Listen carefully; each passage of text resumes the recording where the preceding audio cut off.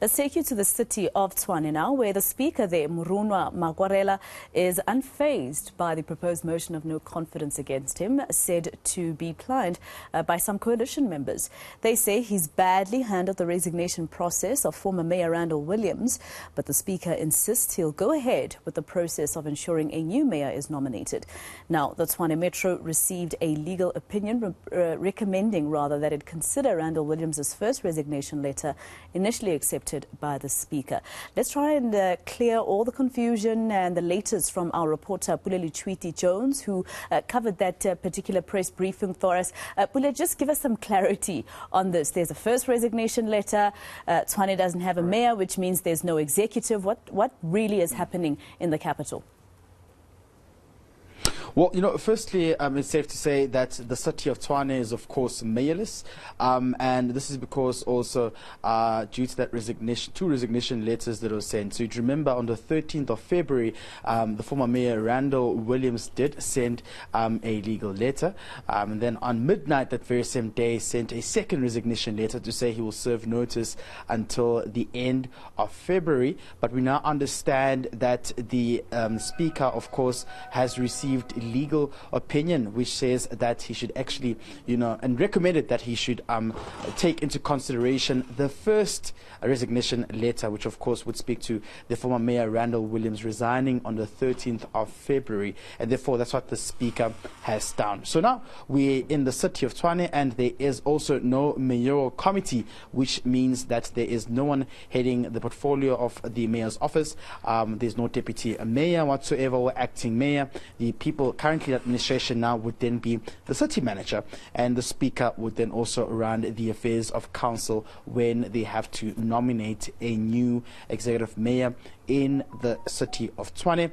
And like you've rightfully said, the city speaker, Dr. Makwerela, says that he's also not receiving that kind of good reception from the multi-party coalition formation. Of course, some were told from the DA are actually wanting to place a motion of no confidence against him amid that resignation process from Randall Williams. So there's still a lot of political squabbling that will happen come the next council sitting that will take place here in the city of Tshwane. And also this means that services are put at a halt, doesn't it, Pule? Because it also means that because there's no mayor, that his executive also is dissolved, because those were MMCs that were selected by him. So that means there's really nobody taking care of the capital city of this country. Definitely, crucially so as well, is that adjustment budget that speaks to service delivery that has to be considered before the end of this month as well. So that may be delayed. There were talks about a possible process of the city of Tshwane being placed under administration, but we are yet to see any kind of communique from Mr. Mzi Khumalo, Kokta MEC, of course, in Gauteng. However, the speaker also saying that they're working very tirelessly to meet some of those deadlines as well, to ensure that service delivery is not hampered. They're trying to fall away from the city being in limbo, but we're seeing what's happening on the ground. Yesterday, the Premier, Panyaza Lesufi, saying that they needed to act with urgency to ensure that they can try and save the capital city from what has happened. I mean, you also would have seen that this comes in the backdrop of that scathing report looking into the adverse findings against the city, coming from the Auditor General, saying that there was billions of rands unaccounted for in the city of Tshwane, and therefore that's something which is quite seriously, which the multi-party coalition formation here said they may have to look into. But let's just take a listen and get a recap from what the speaker had to say earlier on during the press briefing we held here in the city of Tshwane. The primary reason for varying the effective date of his resignation was to ensure that the work of the council is not interrupted during the notice period. The effective mayor also requested that the member of the mayoral committee responsible for finance, Alderman Peter Sutton, take over in the role of acting executive mayor for the duration of his notice period. I noted the concern raised by the opposition parties of council regarding the confusion caused by the two resignation letters submitted by the executive mayor due to the various interpretation on the validity of the resignation following the issuing of the second resignation letter, in ensuring good governance and that this sensitive matter received the attention it deserved in an objective and professional manner without any political interference. I requested the office of the city manager of our city, Tshwane, to provide me with an external legal opinion on the two resignation letters as mentioned earlier.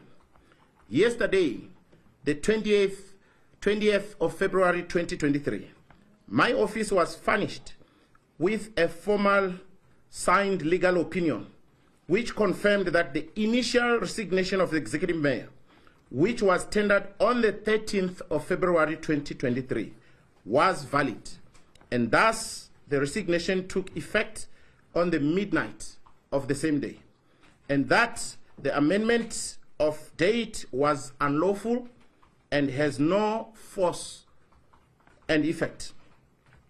It is therefore against this backdrop that the scheduled ordinary council meeting of Thursday, 23rd February 2023 will be postponed.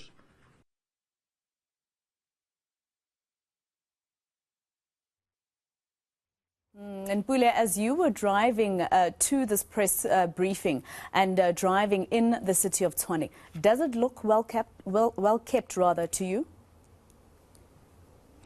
Well, you know, Wasikho, we've been in the city of Johannesburg, city of Mfuleni municipality as well, Mfuleni municipality, Kurleni municipality, the city of Tshwane as well. You know, services have deteriorated, continuous traffic lights not working, potholes everywhere. I mean, many complaining about not having water or continuous unplanned black outages that are taking place in their areas. And this speaks to whether the multi-party coalition formations, or rather coalition formations, are actually working in some of these metros. I mean, you know, the views on the ground are just frustrated residents who want nothing to do with politicking, but rather efficient service delivery as promised. And I can tell you something now, when that council sitting comes again, we're expecting a lot of drama as well, because there's also, you know, rumor and speculation that is rife around the possible nomination of the speaker, Dr. Makwerela himself, that could come from the floor, and he could actually be backed by some of the parties to actually be the next mayor of the city of Tshwane, against, amongst others, some of the names we've heard, the former speaker of the city of Tshwane, Ms. Matebe, and of course, one councillor from the DA, Councillor Brinks as well. And those are just some of the dynamics that we're seeing unfolding here in the city of Tshwane that could be at play. But at the very same time, residents just want, you know, a service delivery to be considered, to be taken seriously, and of course to be at the center of the administration's priorities when having to speak to some of the residents as well. We can also tell you that the speaker has not announced the date yet of when the ceremony will take place, when the mayor will be elected, but he said that it should happen quite soon, so they can get into, you know, the neck of things in terms of ensuring that there's service delivery and ensuring that they can administer some of the city's objectives going forward.